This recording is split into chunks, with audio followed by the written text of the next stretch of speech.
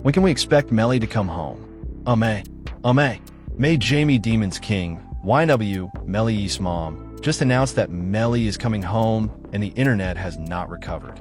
We're going to look at exactly what is happening in Melly's case right now and whether those two words mean what everyone is hoping they mean.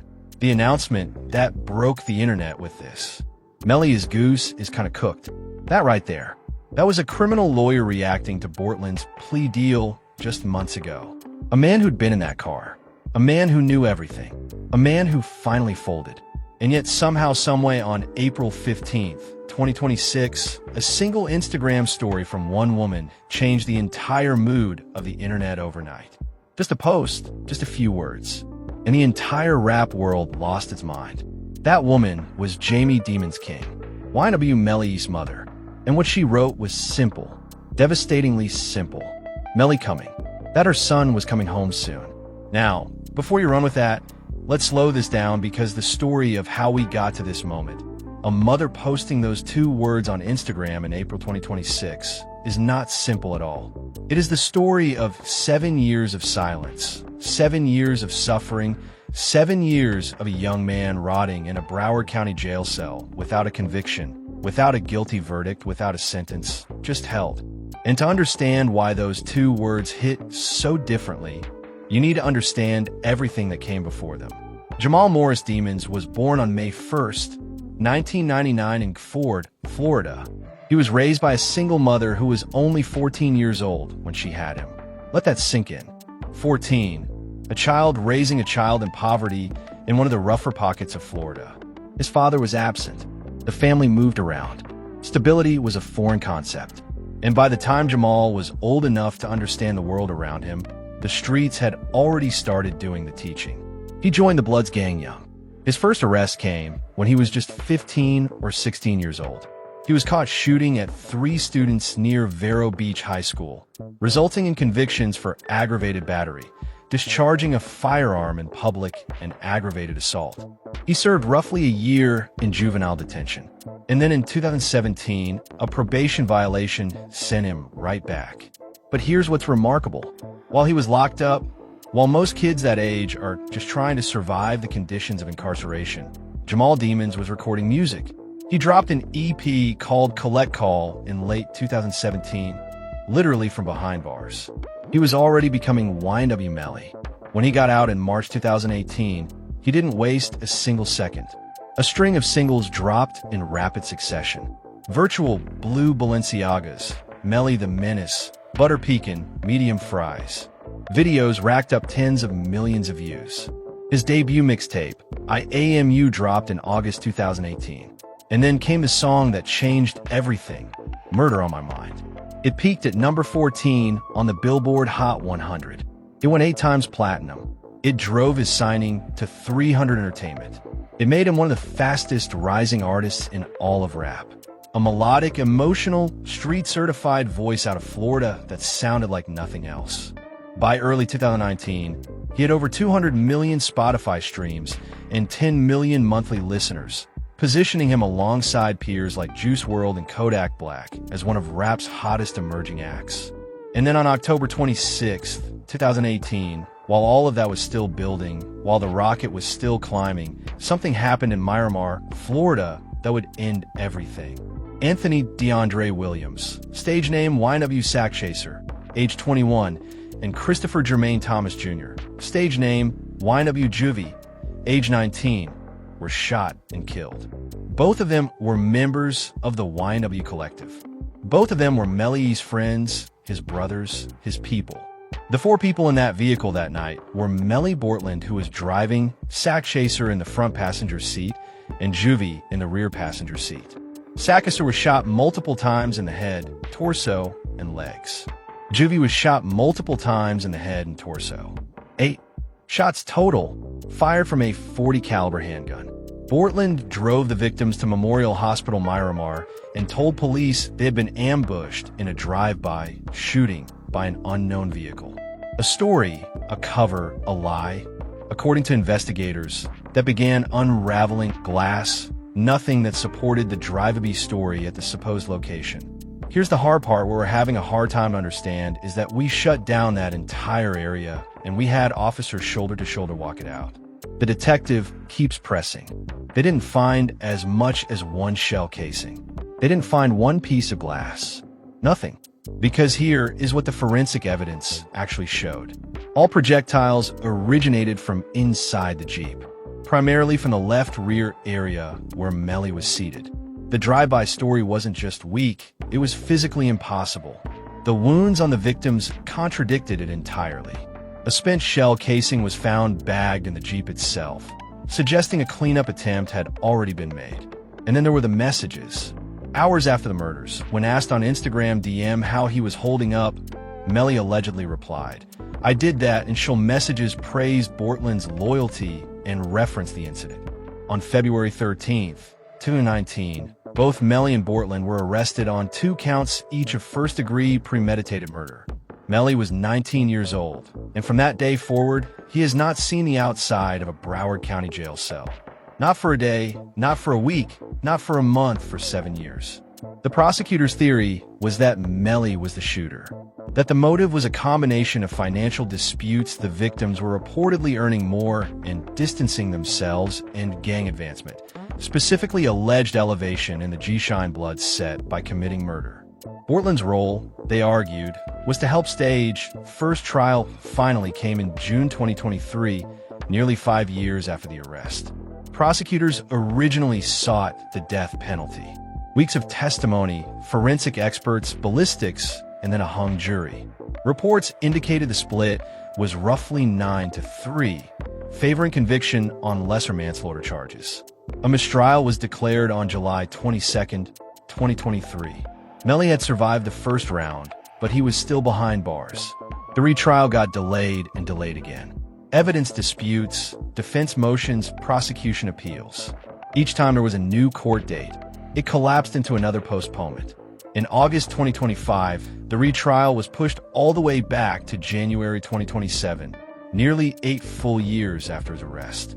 So when Jamie Demons King posted those words on April 15th, 2026, Melly coming, it wasn't coming out of nowhere.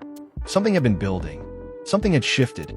And a mother who had been watching her son waste away in a cell for over 7 years finally felt like she could say it. But what exactly was she reacting to? What had changed? And is this real, or just another cruel tease in a case that has broken hearts repeatedly? Now we need to get into next. The case begins to crack. To understand why a mother's Instagram story could move the internet the way it did, you have to understand what has been happening in the legal machinery of this case over the past 12 months. Because this is not just hope and emotion. There have been actual concrete structural developments in Jamal Demon's case. Developments that for the first time in years have opened a real door toward freedom. Let's go back to September 9th, 2025, the day before Bortland's trial was scheduled to begin. Cortland Malik Henry, YW, Bortland, did something that shocked everybody who had been following this case. He took a deal. On September 9th, 2025, just one day before his own trial was set to begin, Bortland accepted a plea deal in the Broward County double murder case. This was a man who had been standing 10 toes down for years. A man who had been charged with the same murders as Melly. A man who for 6+ years had refused to break.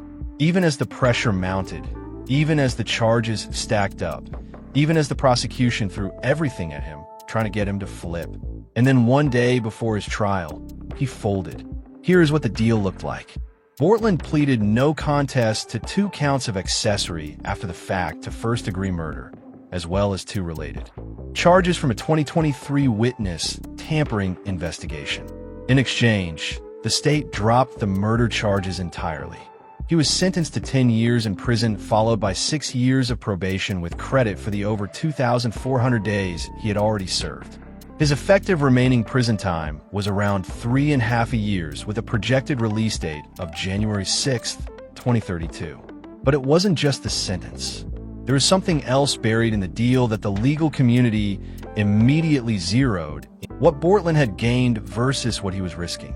He might do a couple more years. Depending upon how Florida works their system. That was the individual calculation for Bortland. But what did it mean for Melly? Rivers didn't hesitate. and academics who spent over an hour breaking down every dimension of the plea deal in a live stream explained why he kept calling a gun plea, referencing the infamous Young Thug RICO case. The argument was straightforward. When you plead guilty to accessory after the fact to murder, you are by definition acknowledging that a murder took place, and you are by definition acknowledging that you assisted someone connected to that murder. So even without Bortland standing up on a witness stand and pointing at Melly, his plea itself tells a story. Now let me make this very clear. Because you take a proffer doesn't mean you cooperated. But if you cooperated, you have to take a proffer. The judge made it plain during the hearing itself. The deal was struck. The proffer was required. And here is what the judge said directly to Portland about what that meant. I do want to have a quick conversation with Mr. Henry. I'm going to put him under oath. Then came the charges read aloud one by one. Life sentence after life sentence stacked on top of each other. The weight of what Portland had been facing made the deal not just understandable, but almost inevitable. Life in Florida State Prison followed by life in Florida State Prison followed by life in Florida State Prison followed by life in Florida State Prison. 4 life sentences plus 75 years before the deal. That was Portland's maximum exposure. And when you're staring down 4 lifetimes in a Florida State prison, a 10-year sentence with credit for 6.5 years already served starts looking very different. And like the judge said, a judge does not have any discretion. 0. The deal was taken. The proffer was signed. And then within weeks, something started happening on Melly's side of the legal equation that nobody quite expected. In January 2026, prosecutors moved to dismiss several of the charges against Melly himself. Specifically, they dismissed witness tampering, gang-related, and solicitation counts. Melly's new legal team, Drew Finling and Carol Hofwout, called these dismissals significant. They argued these were not minor technicalities. They were, in the words of the defense, no crimes. And they used these dismissals as the foundation of a new push, a push to get their client out of that jail cell. In March 2026, Melly's attorneys filed a formal motion for pretrial release. An Arthur hearing, the Florida legal mechanism for challenging detention in capital cases, was requested. The filing cited new evidence. It cited what the defense described as flagrantly restrictive, dehumanizing jail conditions. It represented Melly's 4th bid for bond in the entire history of this case. Think about that. For attempts to get this man released while awaiting trial. For times denied. Then on March 31st, 2026, Melly was called to appear for a status hearing. He refused to appear in court.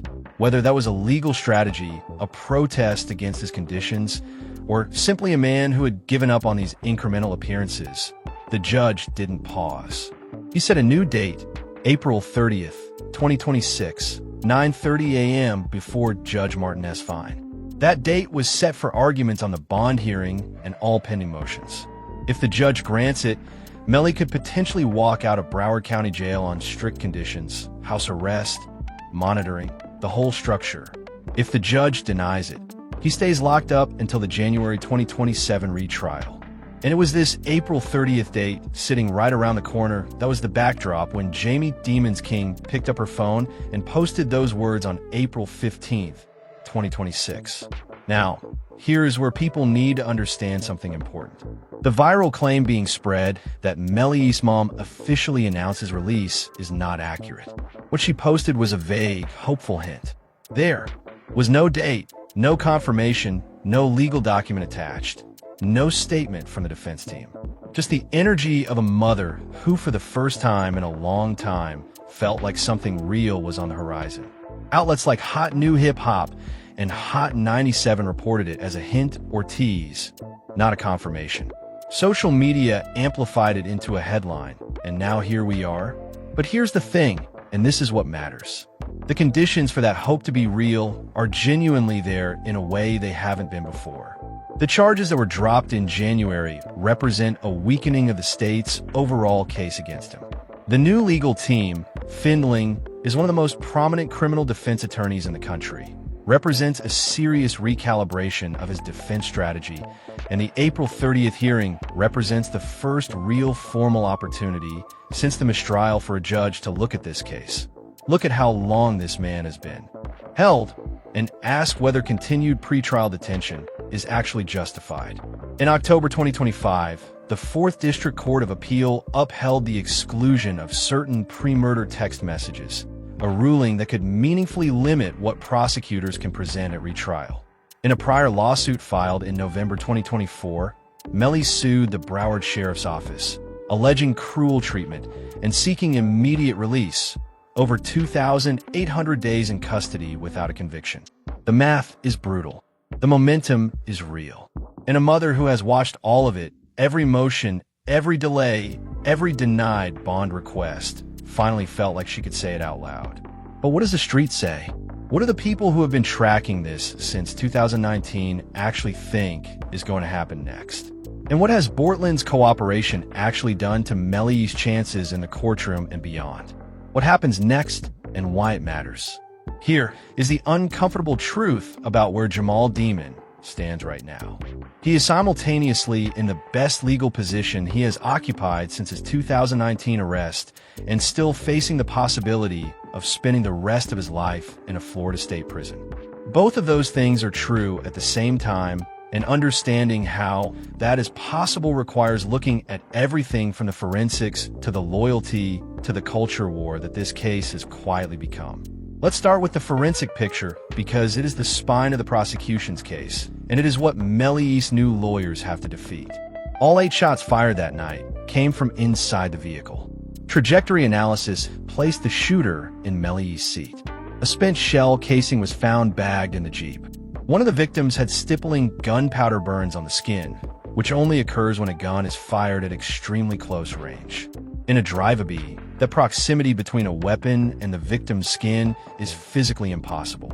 Melly's defense attorney, who was part of the first trial team, was candid about the state of the evidence. The shootings from the outside in. They did hit of the bodies, but it has been shown that the bodies were already dead. Dead before the shots that were supposed to represent the drive-by were even fired, meaning the staged drive-by was exactly that, a staging fired in already deceased bodies to manufacture a story. You know, one of the bodies has stippling on the face, right? And stiffling is what you get. It's basically just some gunpowder that burns the skin. The defense team's argument in the first trial was built around creating reasonable doubt, not proving innocence, but showing the jury that the state had not met its burden. And that strategy almost worked. 3 jurors held out. A mistrial was declared, but that was before Bortland flipped. Because here is what Bortland's cooperation changes. As the driver in the vehicle during the alleged shootings, Bortland is a pivotal figure.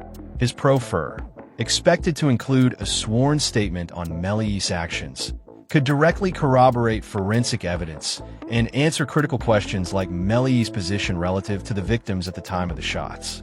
And since his case is resolved, since double jeopardy has now attached, he can no longer invoke the Fifth Amendment, making him subpoena-proof for the retrial. Attorney John Phillips, who represents one of the victims' families, laid out exactly what that means. Said if they subpoena him, he can no longer take the Fifth Amendment on these issues. The implication is enormous. Before the plea, Bortland could sit on that witness stand and say nothing, could hide behind his Fifth Amendment rights, could protect himself, and in doing so create a wall of silence around Melly. That wall no longer exists.